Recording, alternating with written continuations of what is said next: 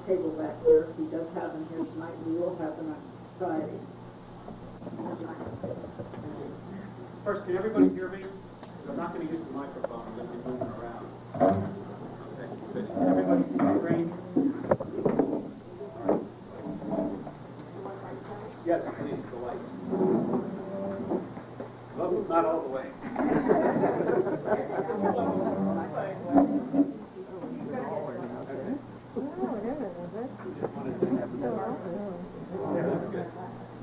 Thanks. First, a little explanation about my last name, Berger-Knorr. I know probably looks a little strange to some of you. I don't mind. My wife, who is a doctor of education at Temple Harrisburg, when we got married, she wanted to hyphenate. And I said, okay, that's cool. Berger-Knorr, and Berger-Knorr, that's great. I said, but if we have kids, what are we going to name our kids? And she said, well, Berger-Knorr, of course. And then I said, all right, so if you're Berger-Knorr and the kids are Berger-Knorr, what am I going to be? And she said, well, you can hyphenate too. It's a very unusual thing for me to do. And because I loved her dearly, I went along with the idea. It was a little difficult at first, explaining that to my relations, that I took my wife's name and connected it to mine, but we've gotten past that now after 10 years. Although my 93-year-old grandmother still sends me a Christmas card and a birthday card to Larry Knorr. In her mind, I'm still Larry Knorr. It's alphabet soup after MBA in business, PMP, I'm a certified project manager. CCP has to do with computers. So none of my certifications have anything to do with genealogy or history. I do that as a hobby, and it's a passion of mine that I just enjoy the research. I'm a part-time instructor at Wilson College. I teach business and finance there and accounting. But my real job right now is at Excel Logistics. I'm a manager in their information technology department. However, I'm actually in the works of quitting that on my last day next Friday. I'm going into this. A lot going on right now. Just to kind of break the ice, some of you may have seen the advertisement about the presentation, and it was a picture of me with my daughters. And I always like to talk about my daughters. Taylor on the left, the 6-year-old with the strawberry blonde hair and blue eyes, is a first grader. He loves school, loves to read. And when I take her to the YMCA for a swimming lesson, she often points out Dickinson College on the way. She says, Daddy, someday I want to go there. It's close to home. I really like that college. I mean, this girl's 6. We had a party at the house not too long ago, and my wife and I overheard her talking to her little friends about going to graduate school. That's my 6-year-old. This cute little thing is almost 3. This is Abby, my youngest. And Abby's in the princess stage. She believes that, she's into the Disney princesses. And she knows all the different princesses, what they wear, what color hair they have, what prince they marry. And she believes that young women should be poisoned by apples and fall asleep for a long time until the prince comes and kisses them and wakes them up, and then they get married. So that's her plan for life, and we go away this a lot. She also likes to dress up in this wedding outfit. I'm really hoping that soon she'll start to also focus on college and graduate school like her older sister. Those are my 2 young ones, and probably some of the youngest relations with Milton Hershey. What I'm going to cover tonight, I'm going to give you an overview of the book, the relations of Milton Hershey. So it's not just about the ancestry, but also about distant cousins. So we're going to talk about the ancestors, his many cousins. Then I'm going to go into a couple of the relations of David Ober, a relation of mine, who's also related to Milton Hershey, David Hackman, and then I'm going to show you some things that I gather are family heirlooms.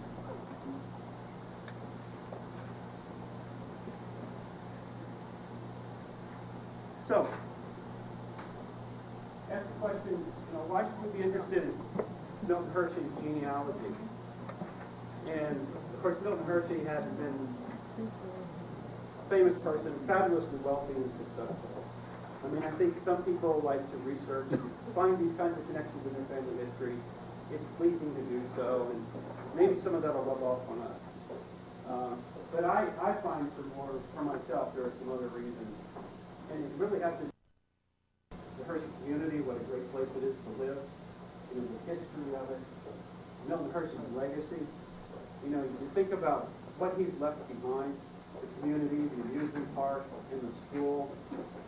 You could also argue that Milton Hershey is perhaps the most famous Pennsylvania German. I start thinking, well, how many famous Pennsylvania Germans do I know? I know that Dwight Eisenhower's family came through the Mahantongo Valley, maybe his grandparents, but I can't think of anybody like the stature of Milton Hershey as a Pennsylvania German. The other point is, many of us in this community, if you have roots in this community, you are likely part of that family. You are related to Milton Hershey. And what I mean by that is, if you think about your genealogy, and let's say you're a point here at the bottom, and then you start looking at your ancestry, it's like a triangle that grows away from that point. And every time you go back a generation, you're doubling your ancestors. So the pool of ancestors gets bigger and bigger. It also means that the pool of family names that you are descended from gets bigger and bigger. Also, the amount of research you need to do increases incredibly. A lot of people, when they think about genealogy, they focus on the male ancestral line. They like to see Hershey, Hershey, Hershey all the way back. How far does Hershey go back? But when you think about it, in the sense of that triangle, that male ancestral line is just one side of that whole triangle. And the rest of that genealogy are all these other branches that we're talking about, all these other family names that are related, and just as related as the Hershey line. So my research goes into all of that. Now, this is probably very hard to see. I apologize. But what I put up on the screen here are the names in the book that appear at least 5 times. So if you have in your family history any of these names, there's a pretty good chance that you connect somehow to the Hershey family of Milton Hershey. And I'll rattle off some that are really prevalent.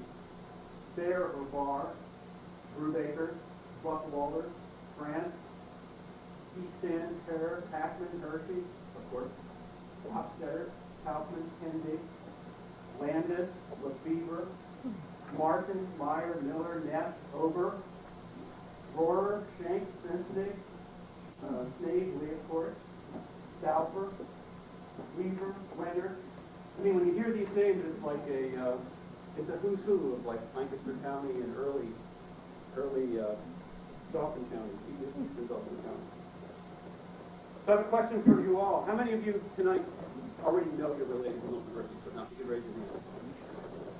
Pretty good. Actually, I was hoping for more. How many think you might be? How many don't have a clue? Okay. Well, if you have some of these names in your family history, or when you do your family history, you run into them, you likely have a connection.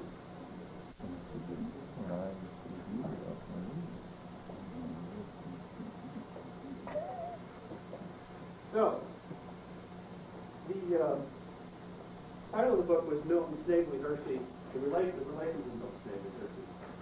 And I actually love this picture of Hershey. I thought, after seeing him, he's such a dapper young man there. He even looks a little bit like Omar Sharif. And I've thought of growing my mustache, curling it like that. I just haven't done it yet. What I tried to do with the research is connect as many different families as possible. And in fact, came upon over 5,000 relations in my research. So, a lot of connections. It's really amazing how vast it is.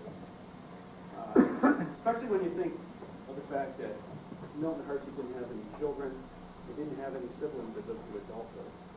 So we're talking about these other branches of the family.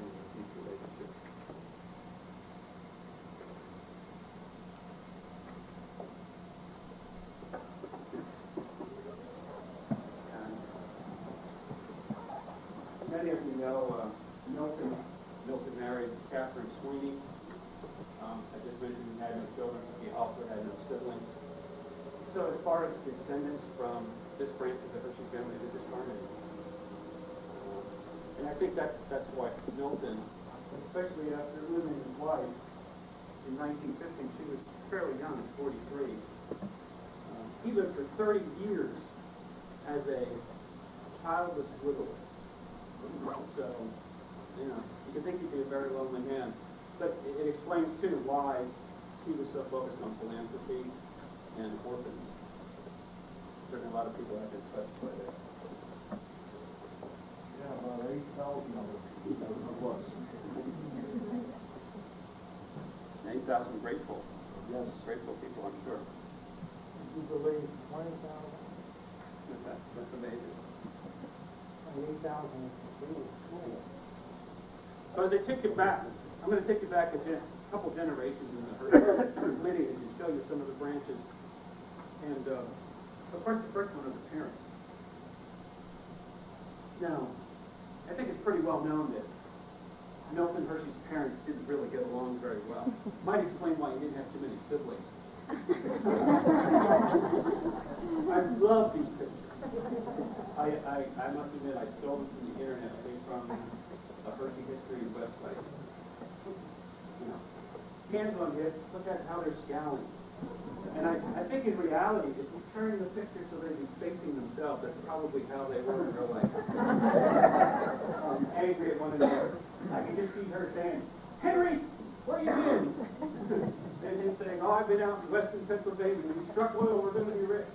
And, you know, her telling him, "Just get in the house, we're crazy." Henry had a lot of wanderlust. He was very interested in new things and schemes, trying to make money. He's an entrepreneur, but nothing ever worked. And she was very, according to what I've read, a very earthy person, a lot of common sense. So I'd like to say, Milton Hershey really benefited from both sides. He got the best of both parents. He got the entrepreneurship of his father, and then those who are descended from the Buckwalders and Staples from they both got his common sense. So together, that's where it came. Go back another generation to his grandparents, and this is where the family starts to fan out now.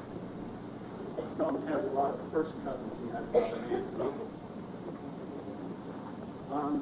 On his father's side, they have a Brown Hershey. And yes, no, there are two Hershey. There's two branches of a Hershey with a Hershey family that he's descended from, either married or distant cousins.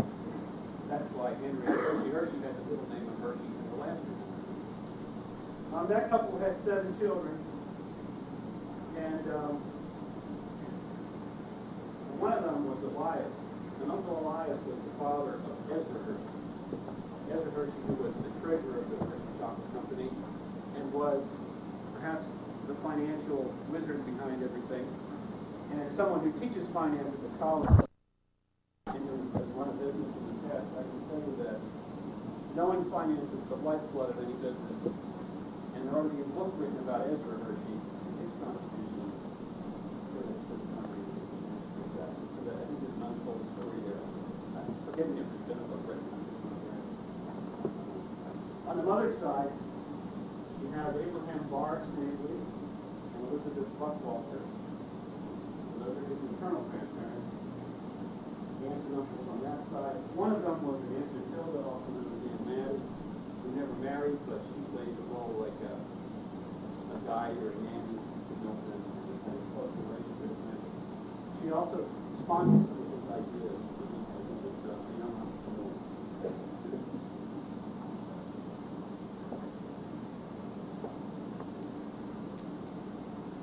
All right, now we're going back in time a little further. This is back around the American Revolution, 1800 or so. I have the grandparents that I just mentioned on this side, and who their parents were. You can start to see it expand. Now we go from 4 to 8 ancestors, like I told you in the triangle, We have Isaac Hurley Hershey, married Anna Hofstadter Branch. You start to see the Hofstadter name, the branch name, the Hershey name. Christian Hershey married Susanna Hershey. Again, a couple of Hershey's that are married. Again, with cousins. 8 children there. Jacob Snavely married Elizabeth Barr. 10 children. And Henry Buckwalter married Mary Wenderson. I don't have a number of the children, there were several. But obviously the problems with childbearing didn't exist in prior generations.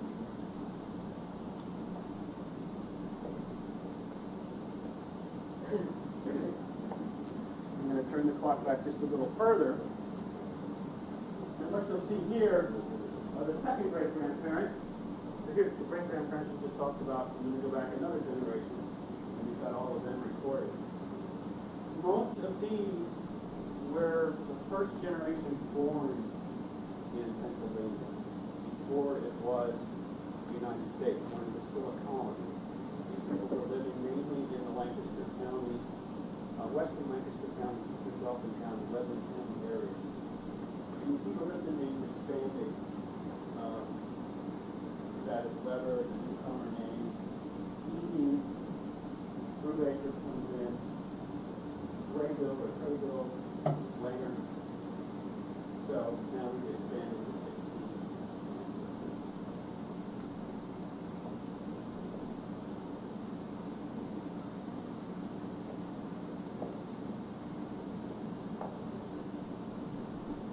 So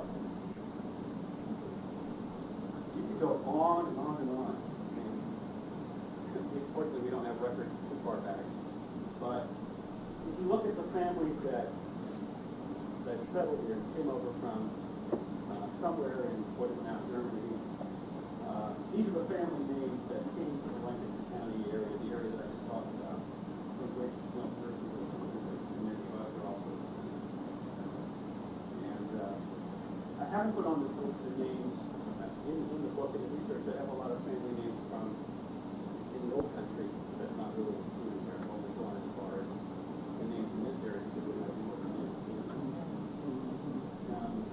Really old Lancaster County names, you know, there's variations of bear. Bar is German for bear.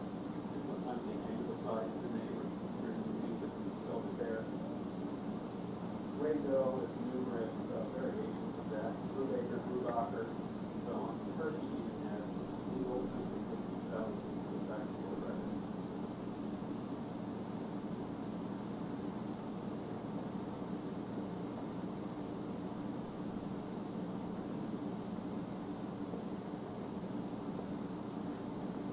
So, taking it back in time, we're back to the pretty far in that triangle I talked about. Then from there, with the research, we go forward. Every one of those ancestors has a family tree that goes forward to the present. It includes Milton Hershey, but also includes many, many other individuals. And that's how we get up to the 5,000. If you believe me, that 5,000 is probably 20%.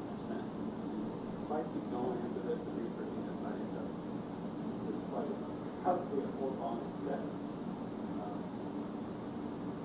From the book, I've plucked some names that were kind of interesting. Different relations to Milton Hershey. You've heard of some of the people that we have, but I'll just read down through them. Christian Smith Hershey, he was the first Mennonite bishop of Lancaster County. Benjamin Hershey was the Mennonite bishop. He was killed in 38 as well. There are a couple of Revolutionary War soldiers in the Over family, Jacob Over, Henry Over, and Christian Over. Cousins. John Casson, Mennonite minister. Abraham Stauffer, founded Staufferstown near Chambersburg, Franklin County, also a Revolutionary War soldier.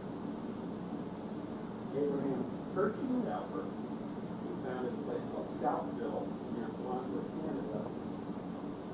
David Over, who's my third great-grandfather, so it's pretty much time to talk about that. That's an odd thing to have to say. Hopefully I don't have to do more things. Hiram Hostetter, the Civil War soldiers actually memorialized at Gettysburg. Louis Goodhart, I like that last name, Goodhart. And then the thing that he was noted for was while walking down the street, he came across a young woman and a child who was going to the courthouse. And this sort of plays out in Milton Hershey philanthropy. This is a guy who didn't have much means. He adopted this child. It's the child. Just a few more. We talked about Ezra, Clarence Hershey, treasurer.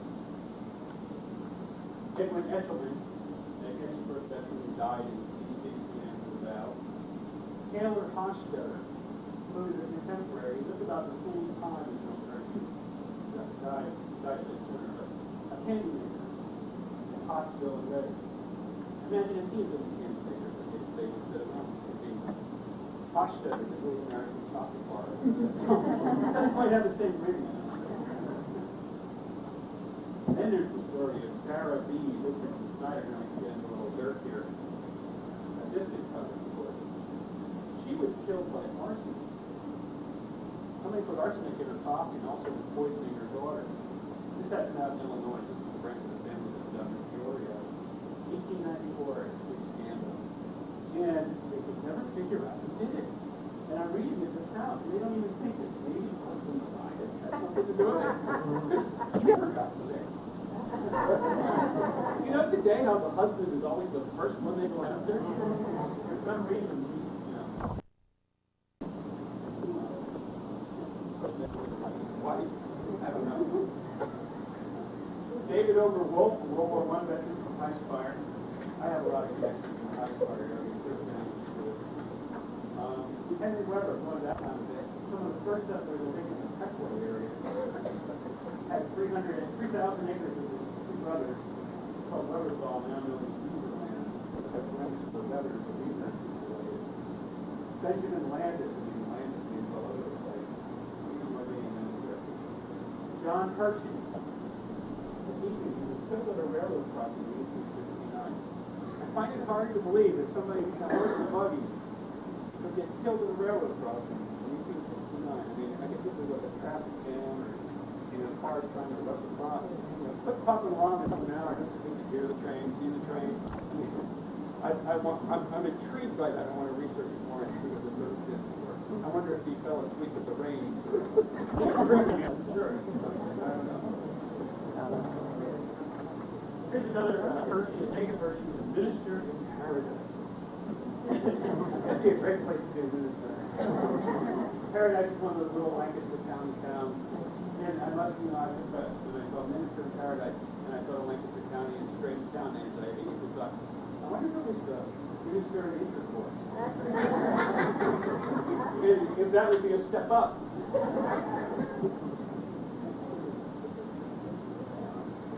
Mark Weaver, who was a local historian in the area. I don't know if you're familiar with the Merck Family Society has some things. Tommy Hurd, the former Major League Baseball player. And John Kaufman Shenning, an Amish taxi driver. This is another thing that's intriguing to me. First of all, if you're an Amish taxi driver, how do you know you got to go pick somebody up? You have a cell phone, hey, Jake, I'm heavy now. So I guess he probably has a route like back to town and church. And use the barn telephone. Yeah. I then figured out that maybe this was a way that a young Amish man could meet young Amish women who couldn't drive their own buggies and be advised from the Amish. I just thought it was odd to see an Amish taxi driver in the family history.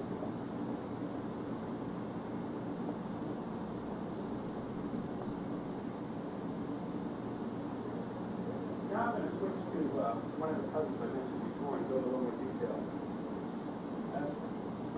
I put it in the book just a short vignette about David Ober. He was my third great-grandfather, but also a distant cousin of Milton Hershey.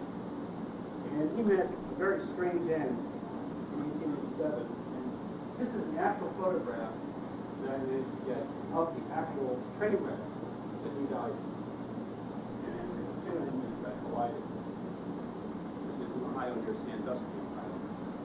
I just thought I'd read the account to you. Just take a minute. A very strange and haunting piece of family history surrounds the ending of David Ober, 1827 to 1887, a sixth cousin of Milton Hershey, great grandfather of the author.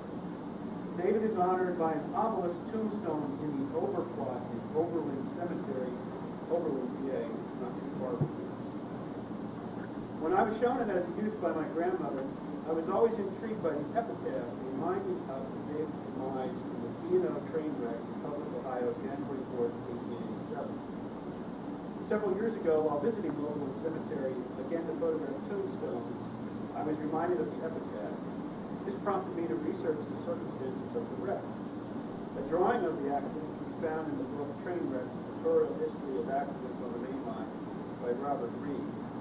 In the Tiffin, Seneca, Ohio Public Library provided me with newspaper and magazine accounts of the incident. A railroad bus provided an actual photograph of the wreckage. Piecing together the accounts along with what is known about family history, the following sequence of events can be surmised. About 1855, David married Anna Barbara Brenner.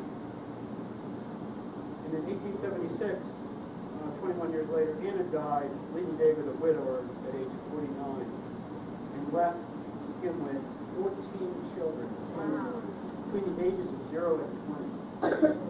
So he's a widower at that point in 1876. This is 11 years before this happened. So imagine 11 years later, there are still young children involved. About 1885, David's daughter Agnes Ober married William Murphy and moved to Noblesville, Indiana. And then about 1885 or so, Agnes Ober Murphy gave birth to Ida R. Murphy, David's granddaughter. So early in January 1887, David probably had decided to travel to Indiana to see his recently born granddaughter for the first time. He likely would have left for Middletown or Harrisburg, perhaps on the Pennsylvania Railroad before transferring to the B&O. Then on the evening of January 4th, 1887, the B&O train collided with a freight train coming in the opposite direction on the same track. The train had failed to turn off the side of the tunnel. It was a cold, snowy night. As the train collided, within minutes, the overturned stoves transformed the smoking car into a funeral pyre. The flames leaped high in the air, the roar mingling with cries of anguish of the imprisoned victims. This is a quote from one of the newspapers. Very vivid. George Forrester from Chicago had been sleeping in the middle section of the smoker when the collision occurred. He survived and tried to rescue others from the inferno. Earlier that evening, he had befriended several of the passengers in the car. He recalled how an old gentleman carrying a crooked cereal king seemed uneasy in the smoker. This fellow was later identified as David Ober, a widower from Oberlin, PA, who was on his way to Indiana to visit his children. There were 14 dead in all, dozens injured. Many of the bodies were unrecognizable, including the body of David Ober. He had been trapped in one of the sections that burned. It's really a horrible way to die. On January 19, 1887, this is 15 days later, 4 unclaimed bodies, including that believed to be David Ober, had lain in state in the town of Republic, Ohio. On that day, the coroner of Seneca County arranged an elaborate mass funeral for the unclaimed dead. At least 800 people turned up in the Republic Town Hall to witness the service dedicated to the memories of David Ober, Frank E. Bowman of Mechanicsburg, PA, Thomas O. Pemberton, and John S. Boardman. All had perished in the smoker car. Several of the Boardman family came from Iowa to attend the services. There is no record of any Ober descendants. Following the service, the mourners drove sleighs or marched on foot to the internment at the Farewell Retreat Cemetery in Middletown. After that, David left behind 14 children ages 11 to 31. Younger children were taken in by their older siblings. It's not known why no one claimed the body of David Ober. It's likely a memorial service was held at Oberlin and the tombstone erected in the family plot. However, the body of David Ober was never returned to Oberlin. He was buried in a mass grave in Republic, Ohio. Perhaps because of the gruesomeness of the accident and the uncertainty of the identities of the charred bodies, the family decided to simply remember their father and grandfather.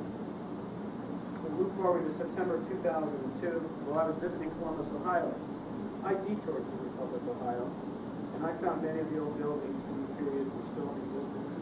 I found the Farewell Retreat Cemetery. It was easily found in the edge of town, right by the railroad tracks, as a matter of fact. However, there was no tombstone for the mass grave, and I think there should be.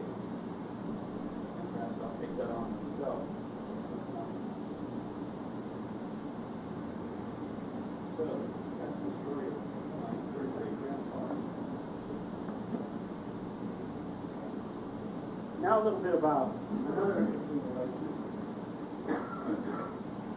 David Berger-Knorr, who was a third cousin once removed from Milton Hershey. He's actually of Milton Hershey's father's generation. And here's a picture from, I took it from the Snavely News, which I think is published in Mannheim. Published in 1978. Obviously, the picture is probably 100 years before that. And if you know any of these guys, this is James Klein, Daniel Hammaker, and David Brandt. And up here is Mr. Redding, who is a photographer.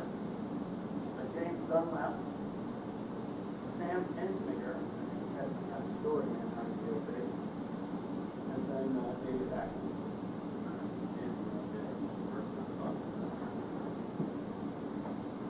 Now David, as a young boy, his father died just after Christmas in 1831. His father is my ancestor back in, I don't know how many generations, 7 generations, 4 or 5. His father was on a wagon, driving his wagon back from Philadelphia in 1831. It's the winter, it's cold, and he almost freezes to death. I guess they didn't have good weather reports back then. He didn't dress warm enough. But he caught pneumonia, and then he passed away just before New Year's. He was only 30 years old. He left 3 young boys, David, Jacob, and Andrew, among others. 3 boys went to orphanage court, and then were raised by a humanistic man. And the humanistic man did a very good job of raising the boys. But they were separated from their mother and remarried by the time they fell over. So David grows up, and he has this bittersweet relationship with his mother.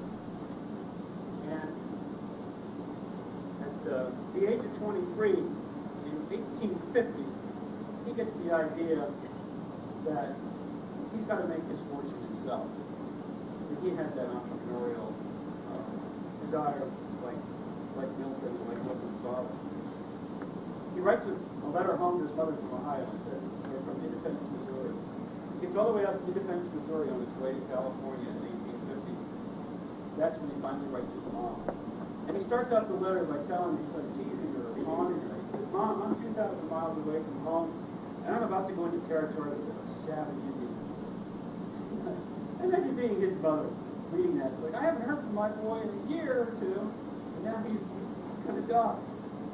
Well, he starts off the best, and then he gets into a certain part of the letter that I'm going to read, starts to get a little more emotional. Dear Mother, the object of this communication is to inform you that I thought I would try my luck and see what I can do in California. I have no doubt that what I can do well if I keep my health and live. The prospects are very good of what I've heard. I intend to keep gold if I get there. And if I have luck, I will be back in the course of 2 years, even if it's long before. I will not enclose my letter. I wish you would inform my brother Andrew about this. I did not mean to write him at present. I wrote him a letter about 2 months ago, and I never received an answer of him. I don't know why, the reason, but I think it doesn't make much difference. It's all the same. I did not hear anything from home since last winter. But I hope you are all still alive yet. Further, if I live and get to California, I shall write a letter back as soon as I know how it is there. I give my kindest regards to Jens and to all inquiring friends. Excuse my bad writing and spelling, for I had not much time to write. Remaining respectfully yours, David B. Ackman. I was writing in pilot, and he spends the bittersweet, kind of, and Mom, you ought to be thinking about me. But then he warms up a little bit. I think he has like a PS after this. I can tell that he probably reflected a little more. And then writes, farewell, my dear mother. May our prayers meet, though we are parted. God grant me a safe journey and a safe return. Goodbye, David B. Ackman. I see that as David growing up. He's going to California and he's growing up. I'm putting together the journal and the letters that David Ackman wrote at the Lancaster County Court. Because it's a fascinating tale. He goes on then, follows the Oregon Trail, goes to California.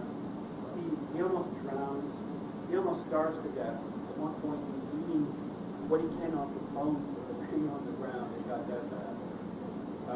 He finally gets to a place called Hangtown, which is a famous place during the gold rush. He was right there in the middle of it at his feet, and witnesses all kinds of Wild West kind of stuff. And it's just a really fascinating tale.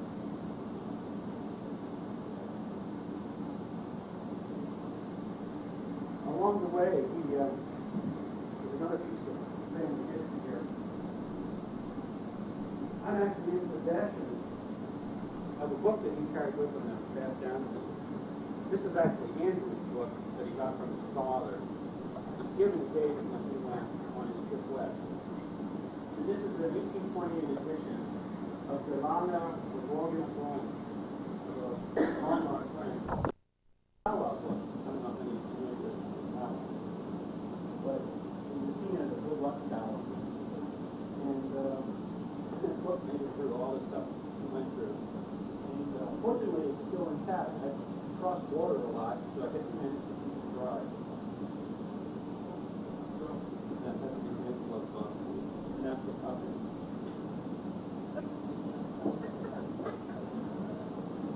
He's out in California, and apparently he left a girl behind. I think every young man probably does that when he goes away somewhere.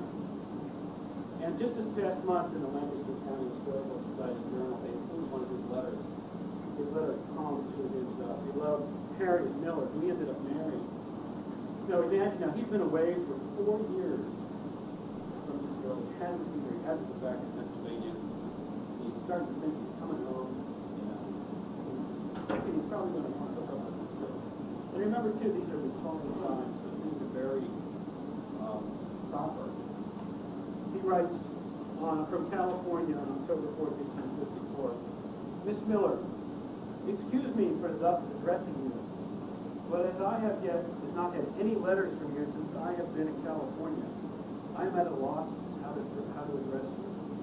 Whether any news from me will be acceptable to you or not is unknown to me.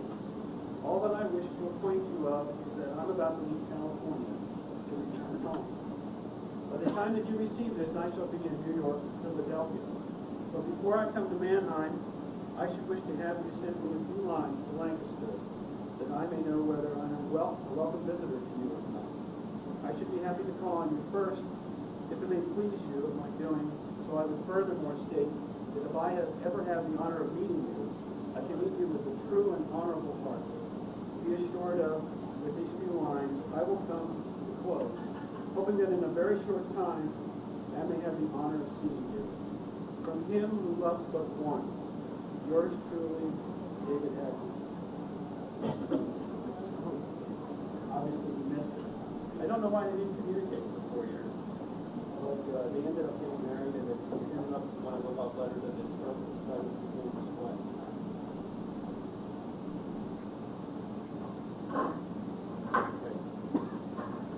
Now, I'll show you a couple more things that are family heirlooms. One of the things that I brought tonight is a Hackman quilt. And Andrew Hackman was David Hackman's brother, my great-great-great-grandfather. His wife was Martha Eschbach Brenner Hackman. She's the one who made the quilt. I think it's about 1887 for there's my great-grandfather, Brenner Hackman. And it's an example of from that period. He did very elaborate calligraphy. Now we wish that was an ancient Hershey. That was MSH should probably be a priceless picture. Willis Brenner Hackman was a third cousin.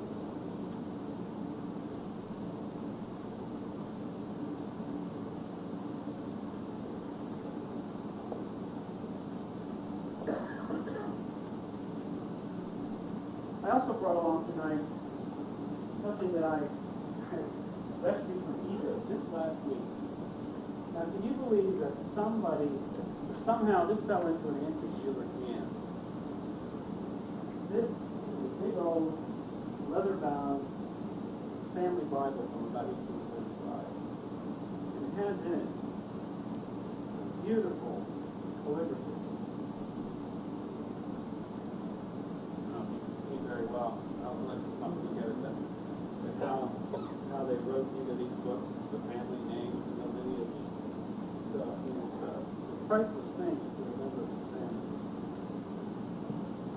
Bible, I'm assuming, and I haven't had a lot of time to study this, it appears to be probably given a person, maybe a woman, that sort of university Dan Thompson married in 1845. I looked into the census, and in 1850, I'm pretty sure it's this couple, they're about the right age. They're living in the Mannheim area, so I think this is the Mannheim area family. They also had children, Amos, Martha, and Nancy Hershey, listed in here. And also listed in the Bible is Andrew Jr. and Martha Landon.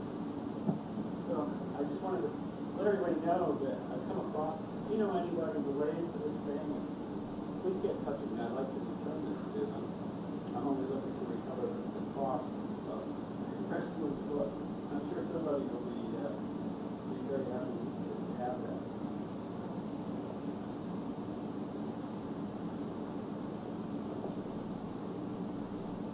And the last thing I wanted to show you tonight is a little item that I came across. It's a child's sketchbook, probably from when Abraham Snavely was about 10 years old or so. And I don't know if you can see Abraham Snavely at the bottom, but in another part of the book, he actually writes Abraham B. Snavely. There's no dates in the book, but earlier in the presentation I showed you two Abraham B. Snavely. One was Milton Hershey's grandfather, Abraham Barr Snavely, and the other one was Abraham Buckwalter Snavely, who would have been his uncle. I don't know if this book actually was theirs. Then it might be another Abraham B. Snavely. I can't prove that. But I wanted to leave that tonight as something sort of society Snavely family. Probably an artifact. Certainly it's not in my direction.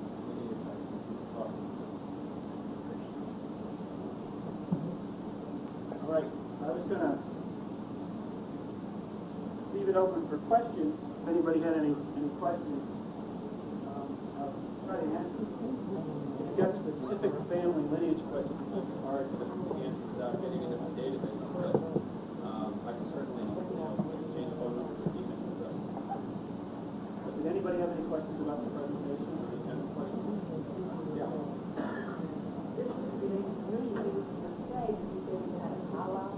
Yeah.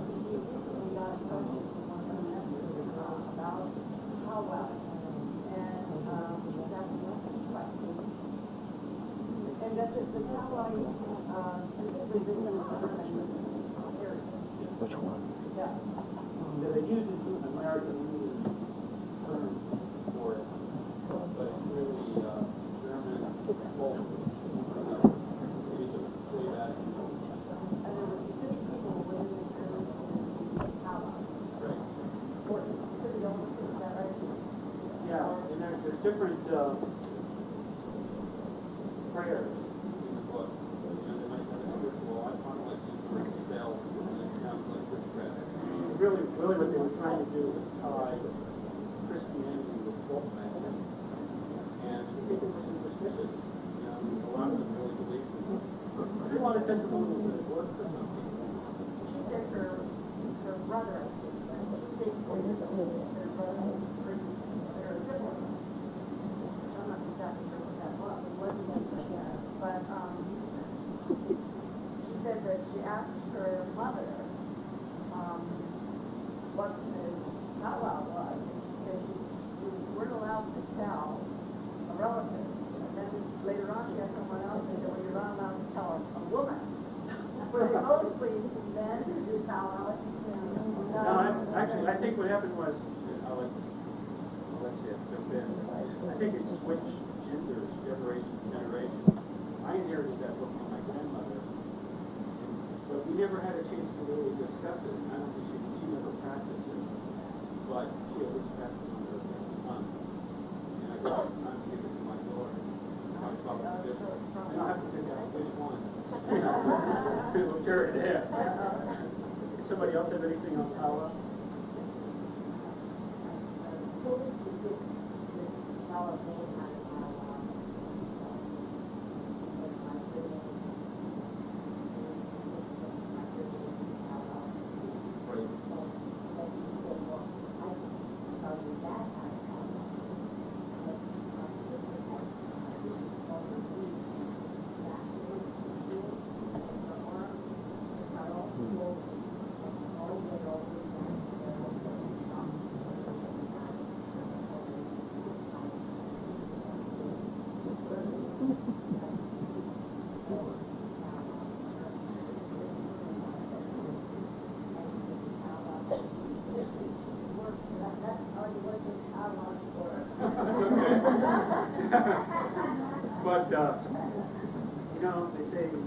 power of positive thinking.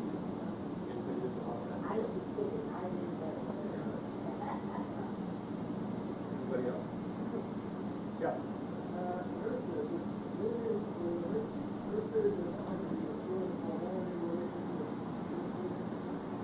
What was the last name? Hochstetter?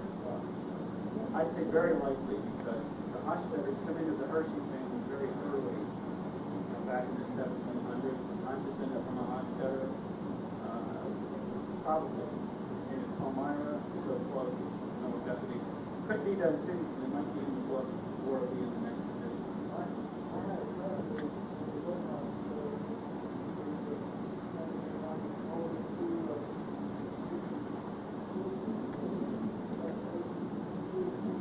I'll give them a call. Tell them it's probably too late for me.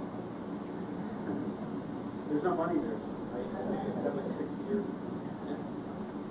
Does your book follow the Milton's grandfather's brother's lineage down? Is that the theory? Some of it. A lot of that information is private, and if it was not available, I did a lot of exchanges with other genealogists that built this. If there was information that was private, it might just be listed as living relative to the sometimes the names are there because people kind of didn't do possible. The reason I ask is he came acquainted with a woman in Houston, Texas, who married a Hershey, and he indicated that he was the seventh cousin's wife removed. Where or how? I didn't figure that one out. I don't know. Maybe they bought my book. I was So selling it on anyhow, eBay. he lived there. He since passed, I think. She thought that he was living with Jacob, and said Oh, there the were a lot of Hershey Foundation in Hershey in Houston. really. There were a lot of Jacobs. A lot of Jacob versions. Each was confused. But yeah, I'm sure there. Again, if they had roots in this area and had that name Hershey. There were. I'm not sure the exact number. There were 3 or 4, I think, immigrants that came over.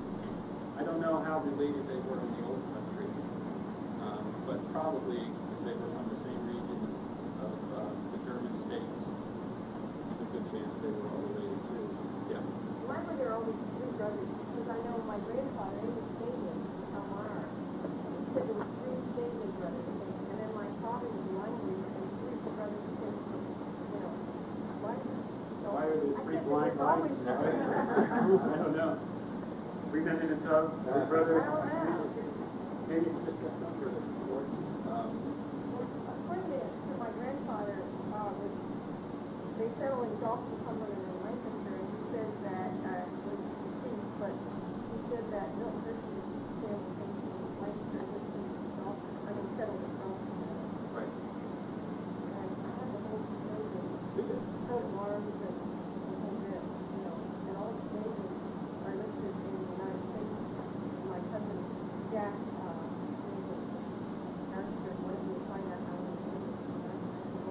Yeah, is that one of those books where they just list people, but they don't connect them?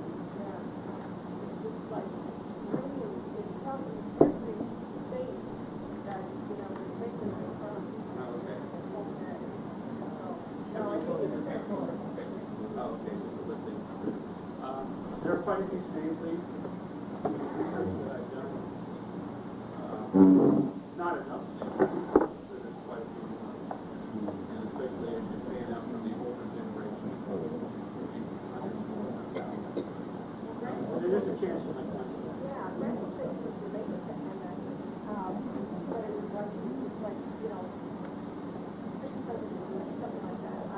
the Snavely's come into Milton Hershey's lineage in a couple of places. One is on the mother's side. Further back, Snavely comes in another generation, and those Snavely's are distantly related. So it could be related on the father's side and the mother's side. And then my uncle John, his son, the one that accounts for Hershey and his son. Sugar. Is Dr. Huston, That was a monster. Very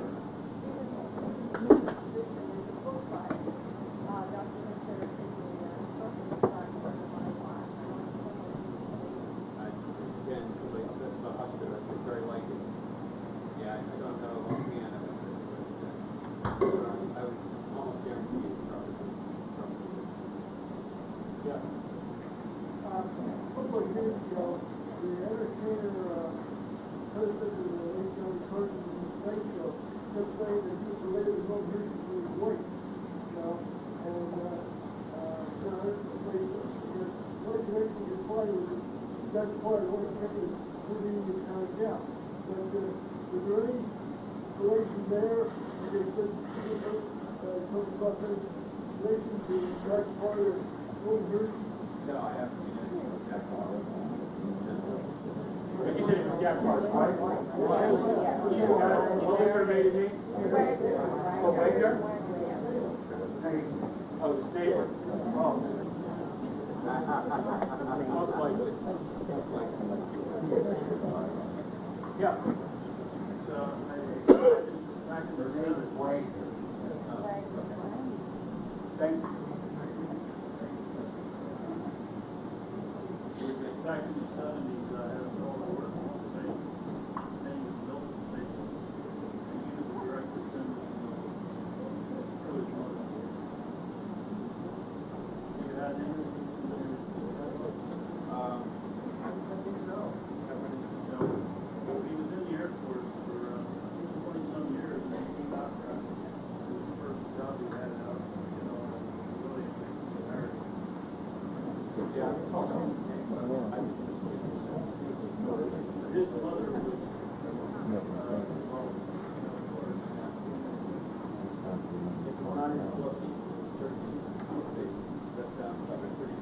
That Joe Snavely's son, Milton S. named after himself. And he related to me one story. People sort of pushed him aside for a while, but he related the story to me. And I knew the spot because I had a garage over there where he said he was playing in the creek down behind the truck was playing, and Milton was sawing from the window, came down, grabbed him by the neck and took him back to school that day.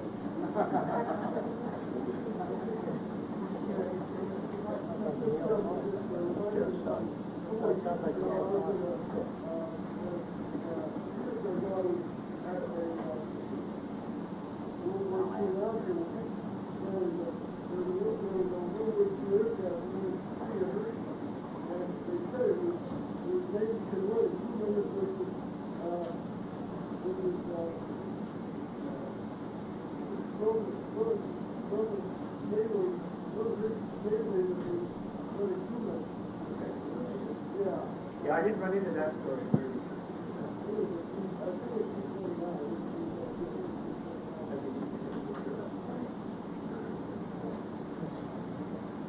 All right, it's about 8 o'clock. Anybody else? Take one more question. Well, thank you. Thanks for your attention.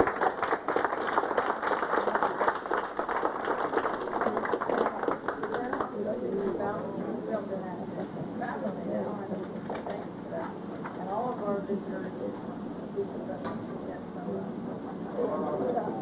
I haven't read it for stuff. Thank you very much. We do have a lot coming